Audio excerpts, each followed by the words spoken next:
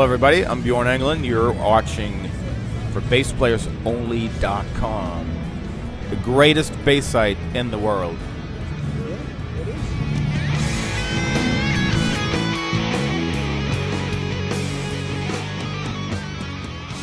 Hi, everyone. John Liebman here. You're watching for BassPlayersOnly.com. We're coming to you today from the 2017 Winter NAMM Show, Anaheim, California, at the EBS booth with our good old friend, Bjorn Englen. How are you, Bjorn? I'm doing great. How are you? I'm doing great. It's always great to see you. Likewise. We did actually a couple interviews already on for BassPlayersOnly.com, but a while ago.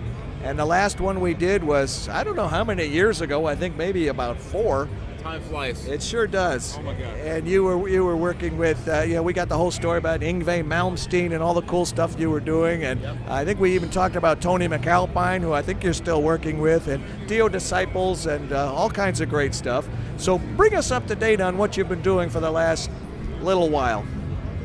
I've been working with Tony MacAlpine, and Dio Disciples as well.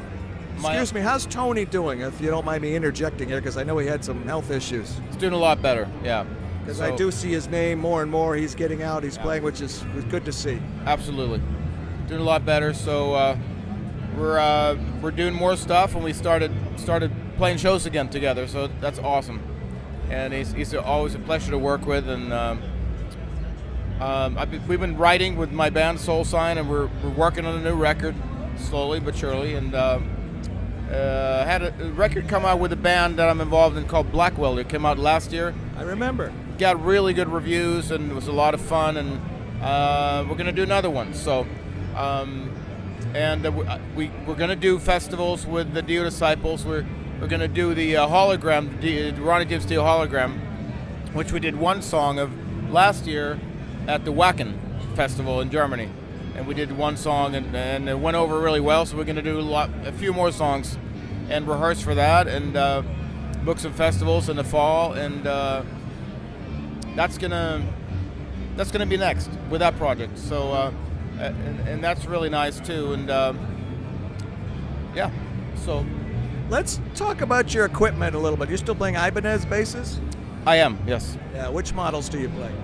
I'm using the Talman 4-string basses, which hasn't been out that long. It's fairly new, and it's really solid bass, and it's, I'm kind of a fan of the passive. It's got an active switch too, but I like the 4 strings to be passive, and really nice solid basses, really good basses. And then I'm playing the Ibanez 5-string basses as well. Beautiful. I mentioned that we do happen to be sitting here in the EBS booth. You're using their amps and pedals, I believe, right? Yes. What are you using that EBS makes? Lately I've been using the Raidmar head a lot, and it's a small head, but it's really loud, and it's got a really nice vintage sort of organic growl to it, and I really like it, and it's easy to dial in. I've been using the Fafner 2 head a lot. It's got 2 channels, a separate drive channel and a separate clean channel, and that's a wonderful head as well. So, and I've also been using the HD 350 and the TD HD 360 it's called now, and the TD 660 for years, and they're wonderful heads as well. So I've been using most of the heads, and a lot of the combos too. When I've been doing clinics and stuff, and they're just really, really nice sounding amps. It's almost like, hey, I know I'm endorsing the product, but that's not what I'm saying. It's almost like you start playing it, you don't want to play anything else after. You get spoiled. So it's a wonderful thing. And the pedals, I've been using most of them.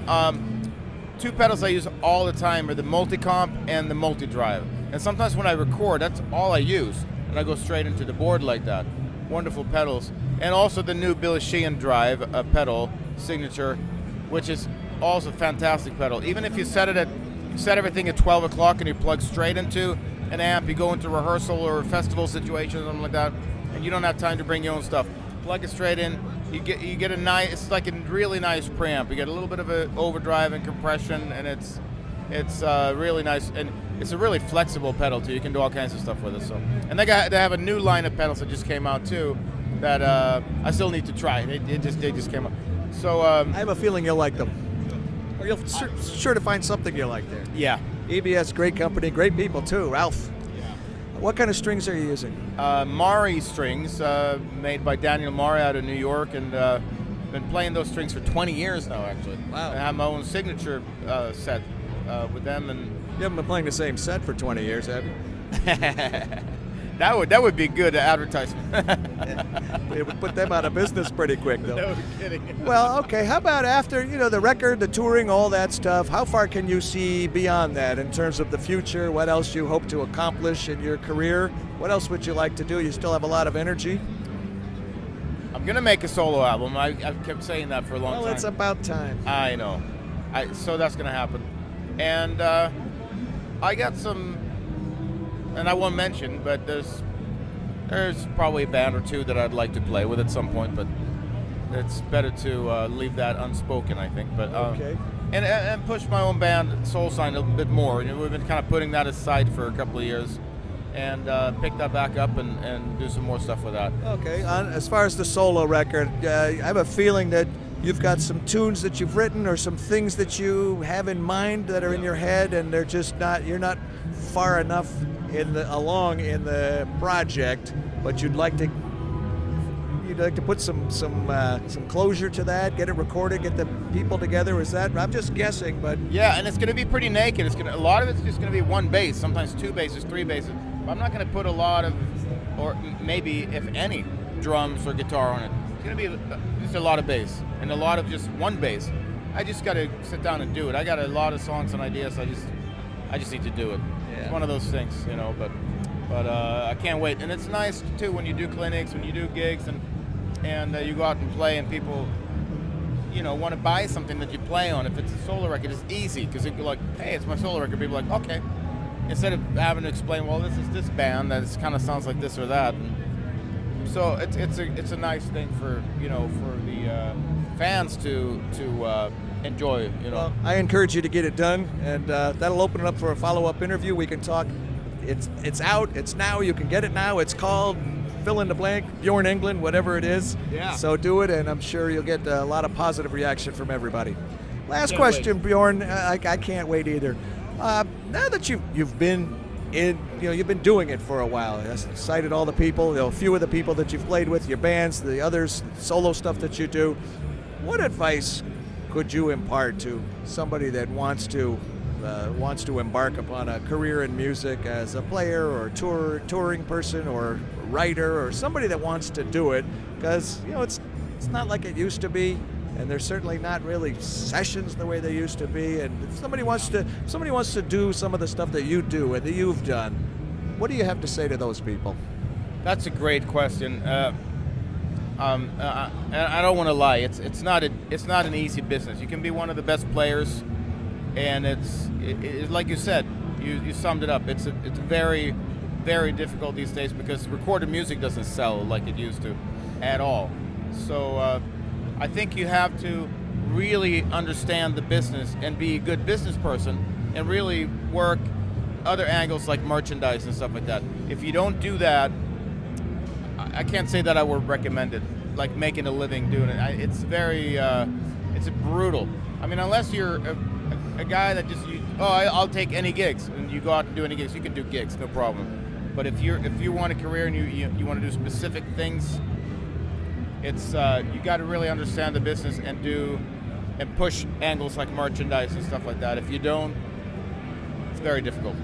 I'd say that there are probably about as many ways to become a successful musician as there are successful musicians. So whatever works for you, you got to go for that and just figure it out. Absolutely, and there's no rules, and I don't want to discourage anybody, but just know, I just think musicians, unfortunately, are not great business people, so in general. So if you can get that angle together and be really good at marketing, really good at figuring out ways to make money. Or find somebody who is good at those things. Absolutely. Have a manager. It doesn't have to be a manager that's been in the business for a long time. Just somebody that does a lot of things for you. Somebody it could be that social media, bookings, all that kind of stuff. because that's time consuming and it's very important. So Yes, it is. there you have it. All right, a good note to end on. Bjorn, it's always fun hanging out, catching up. Likewise. Yeah. Get that album done. I Work will. on it, find a way, figure it out, because we want to hear it, they want to hear it. Okay. So let us know. Word. Got it? Got it. All right. From the EBS booth at the 2017 Winter NAMM Show, Anaheim, California, with our good friend Bjorn Englen. John Lieberman. I'm John Liebman. Liebman. Oh, John I Liebman. can't believe I screwed that up. You're watching, that's right, you're not the only one. I'm John Liebman. You're watching for BassPlayersOnly.com.